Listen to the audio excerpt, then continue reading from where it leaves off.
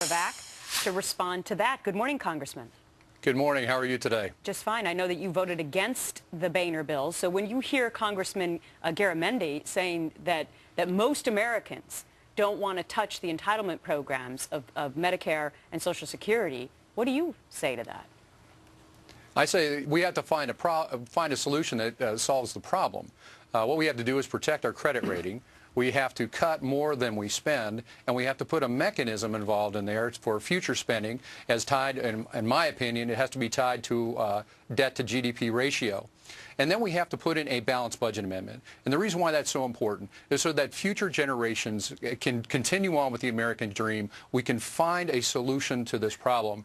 I don't want to get involved with gimmicks. I don't want to get with beltway accounting. I want to solve the problem, and then I want to make sure that our future generations are protected. Sure. We got to do something about Social Security and Medicare, or else it's not going to be there in the future, because right now they're running out of dough. Congressman, we understand that later today, members of Congress are going to be briefed on this latest compromise. What are you being told? Right now, it's pretty. The cards are pretty held tightly to the vest. But one of the things we have to, I agree with you 100%. We have to protect our Social Security for our current seniors, though. We have to protect Medicare. We have to protect veterans' benefits as well. We can do this. The cut, cap, and balance bill did that. And it also did a very important thing as well. It protected our credit rating. And I'm asking Senator Reid to take the cut, cap, and balance bill off of the table. 65% of Americans get this bill. They like this bill, and yet Senator Reid tabled it. I'm asking Senator Reid to take it off the table, allow for open debate and an open vote. But, Congressman, what's the difference, though? I mean, the cut, cap, and balance, you cut spending, you cap the spending, and then you balance the budget, balanced budget amendment. If the McConnell plan comes back, or whatever they name it when it comes back to you, if it has a balanced budget amendment, won't that solve the problem for you? It has to solve the problem. What I took a look at is the spending in relation to our GDP.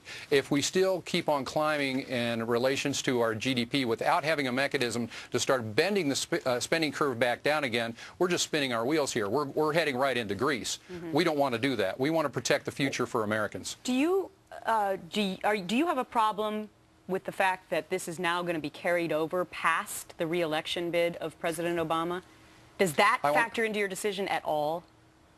You know what, Gretchen? I'm here to solve the problem. I don't care if it goes past the president's election or not. I want to solve the problem for future Americans. If a good, solid bill came from any political party, as long as it solved the problem, that's a bill that I would vote for. Yeah. That's exactly what everybody wants, and so we are wondering what will happen, given the fact that you're in the majority in the House. From what you've seen, and I know details are spare and sparse, do you think it would pass the House? I don't know. I have to be honest. I have to take a look at it and analyze the bill as deeply as I analyze Senator Reid's bill and Congressman Boehner's bill. Can you just tell us, there's been a lot of speculation on who's actually in these meetings with Biden, maybe the president, Mitch McConnell. Is John Boehner part of those meetings? I would have to assume that he is, but I can't speak directly that he is. I certainly hope he is. He's the Speaker of the House. So let me be clear on this, Congressman. I know you voted no on the first original Boehner bill. Did you vote Correct. No on the amended one as well?